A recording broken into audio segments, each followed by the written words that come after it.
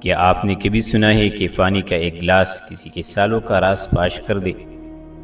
ایک ایماندار کاریگر، ایک کنجوس سیٹ اور مصری کی للی سے بنا ہوا ہیرا جس نے سب کو حیران کر دیا۔ آج کی کہانی بہت عجیب ہے۔ بسم اللہ الرحمن الرحیم۔ ایک یہودی کے پاس ایک مسلمان ہیرے تراشنے کا کام کرتا تھا جو اپنے کام میں ہنرمند اور حد سے زیادہ ایماندار تھا۔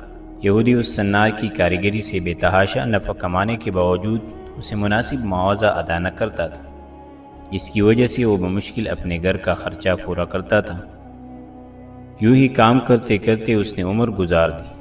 اس کی بیٹی جوان ہوئی۔ وہ اپنی قلیل آمدنی میں سے کچھ بھی جمع نہ کر سکا تھا۔ بیٹی کی شادی کے لیے صنار کاریگر نے یہودی سے کچھ رقم بطور ادار مانگی۔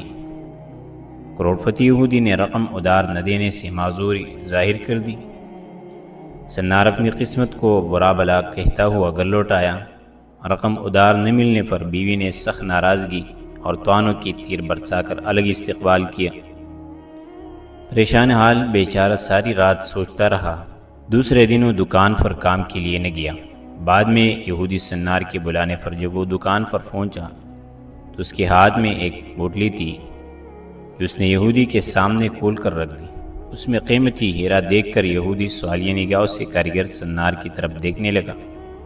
کاریگر بولا، مالک ہی ہمارا خاندانی ہیرا ہے، اسے بیچنے کی اجازت نہیں۔ آپ اسے گروی رکھ کر مجھے کچھ رقم دے دیں، میں آپ کو رقم لوٹا کر اپنا ہیرا واپس لے لوں گا۔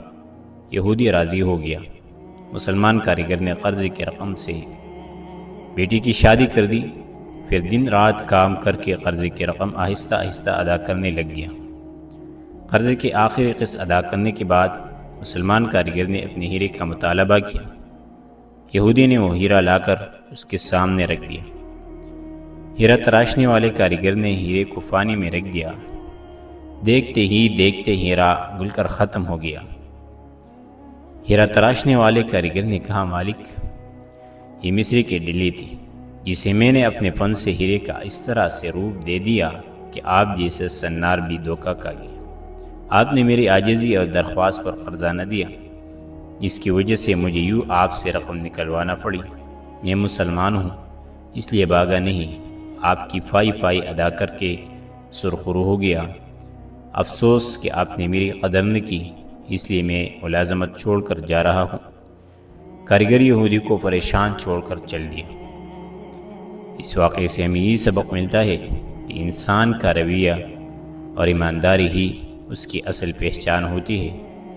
مال و دولت عارضی ہے، لیکن کسی کا حق مارنا دنیا اور آخرت دونوں میں رسوائی کا سبب بنتا ہے۔